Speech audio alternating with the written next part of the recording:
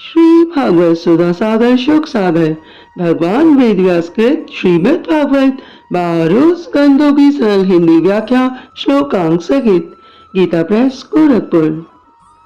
आप सुन रहे हैं श्रीमद् भागवत महापुराण के तृतीय स्कंद का 30वां अध्याय देह में आसक्त पुरुषों की अधोगति का वर्णन।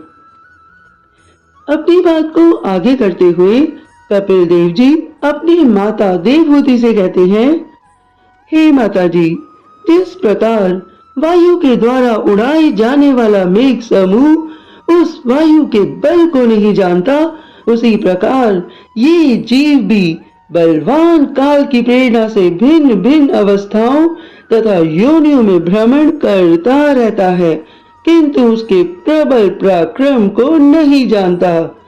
जीव सुख की अभिलाषा से जिस जिस वस्तुओं को बड़े कष्ट से प्राप्त करता है, उसी उसी को भगवान काल विनष्ट कर देता है, जिसके लिए उस जीव को बड़ा शोक होता है।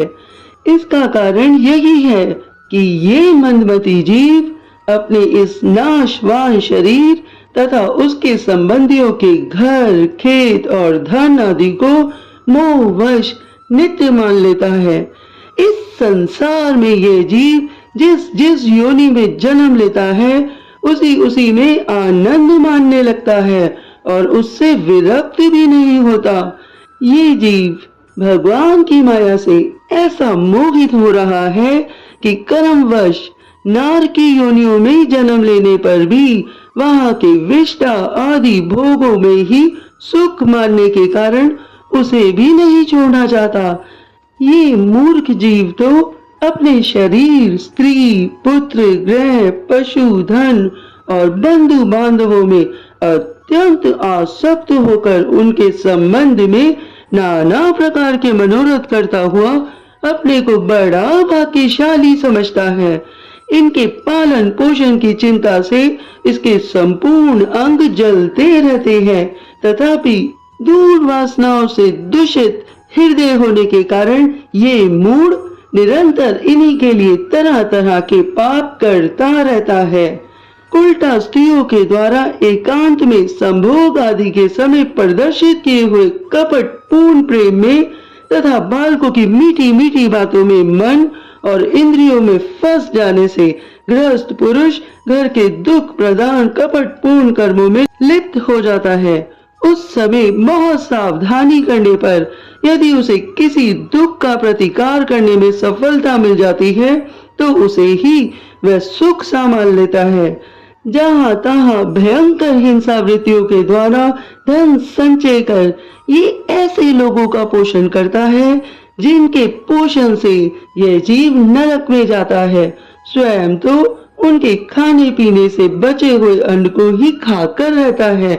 बार बार प्रयत्न करने पर भी जब इसकी कोई जीविका नहीं चलती, तो ये लोभवश अधीर हो जाने से दूसरे के धन को खाने की इच्छा करने लगता है। जब मंद भाग्य के कारण इसका कोई प्रयत्न नहीं चलता और ये मंद बुद्धि धनहीन होकर कुटुंब के भरण पोषण में असमर्थ हो जाता है, तब अत्यंत दीन और चिंतातुर होकर लंबी लंबी सांसें छोड़ने लगता है। इस जीव को अपने पालन पोषण में असमर्थ देखकर वह स्त्री पुत्र आदि इसका पहले के समान आदर नहीं करते। बिल्कुल उसी तरह जिस तरह कृपण किसान बूढ़े बैल की उपेक्षा कर देते हैं, फिर भी इस जीव को वैराग्य नहीं होता। जिन्हें उसने स्वयं पाला था वह ही अब उसका पालन करते हैं। वृद्धावस्था के कारण इसका रूप बिगड़ जाता है, शरीर रोगी हो जाता है, अग्नि मंद बढ़ जाती है, भोजन और पुरुषार्थ दोनों ही कम हो जाते हैं। वह मरणोन्मुख होकर घर में पड़ा रहता है और कुत्ते की भांति स्त्री पुत्र आदि के अपमान पूर्वक दिए हुए टुकड़े खाकर जीवन निर्वाह करता है। मृत्यु का समय निकट आने पर वायु के उत्क्रमण से इसकी पुतलियां चढ़ जाती हैं, श्वास प्रश्वास की नलिकाएं कफ से रुक जाती है, खांसने और सांस लेने में भी इसे बड़ा कष्ट होता है तथा कफ बढ़ जाने के कारण कंठ में गुड़गुड़ाहट होने लगती है। ये अपने शोकातुर बंधु बांधवों से घिरा हुआ पड़ा रहता है और मृत्यु पाश के वशीभूत हो जाने से उनके बुलाने पर भी नहीं बोल सकता।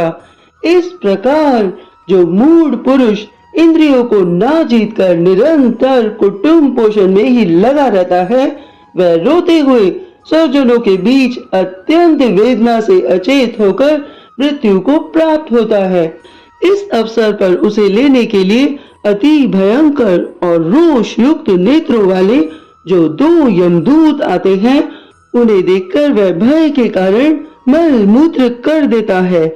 वे यमदूत उसे यातना देह में डाल देते हैं और फिर जिस प्रकार सिपाही किसी अपराधी को ले जाते हैं, उसी प्रकार उसके गले में रस्सी बांधकर यमलोक की लंबी यात्रा में उसे ले जाते हैं। उसकी घुड़कियों से उसका हृदय फटने और शरीर कांपने लगता है। मार्ग में उसे कुत्ते नोचते हैं। उस समय अपने पापों को याद करके वह व्याकुल हो उठता है। भूख प्यास उसे बेचैन कर देती है तथा धाम दावानल और लूओं से वह तप जाता है। ऐसी अवस्था में जल और विश्राम स्थान से रहित उस तपते हुए तप्त बालुकामय मार्ग में जब उसे एक पग आगे बढ़ने की भी शक्ति नहीं रहती, यमदूत उसकी पीठ पर कोड़े बरसाते हैं। तब बड़े कष्ट से उसे चलना ही पड़ता है। वह जहां तहां थक कर गिर जाता है। उसे मूर्छा आ जाती है। चेतना आने पर फिर उठता है। इस प्रकार अति दुखमय अंधेरे मार्ग से अत्यंत क्रूर यमदूत उसे शीघ्रता से यमपुरी की ओर ले जाते हैं। यमलोक का मार्ग 99,000 योजन है। इतने लंबे मार्ग को 2 ही 3 मुहूर्त में तय करके वह नरक में तरह तरह की यातनाएं भोगता है। वहां उसके शरीर को धधकती लकड़ियों आदि के बीच में डालकर जलाया जाता है। कहीं स्वयं और दूसरों के द्वारा काट काट कर उसे अपना ही मांस खिलाया जाता है।